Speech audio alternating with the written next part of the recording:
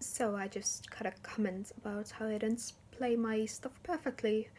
There's a lot to be said about this matter, but I'll say this much. During late 2011, I had to kind of decide what I would do with my piano lessons because my arm was hurting a lot. I had been injured the year earlier and I didn't let it heal. And so the problems just built up, and at some point I just have to face the reality that it would be better for me to take off at least 6 months to let my arm heal. And so I did that. Spring 2012, not long from that point. My hands were in shape enough that I could play some things, like not enough to practice those classical stuff, but enough to keep things in my memory.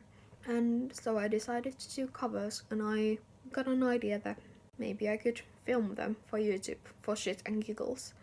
And so I did.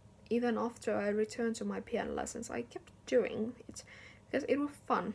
After that 6-month period, it was pretty clear to me that I would never be perfect. I could at least reach the spirit of the music if I practiced enough. And for me, that spirit of the music is most important part, because not everyone can play everything perfectly. Some people just can't stretch their hands enough to make the intervals, and some people can't figure out those staccatos, or some people can't figure out how I'm supposed to play this one this quickly. But if you can't play something, you fake it.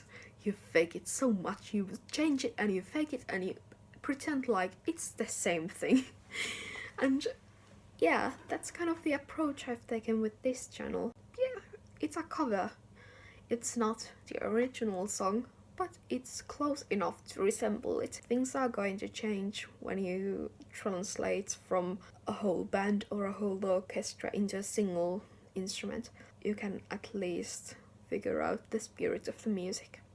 And that's kind of the thought I'm going to leave you with.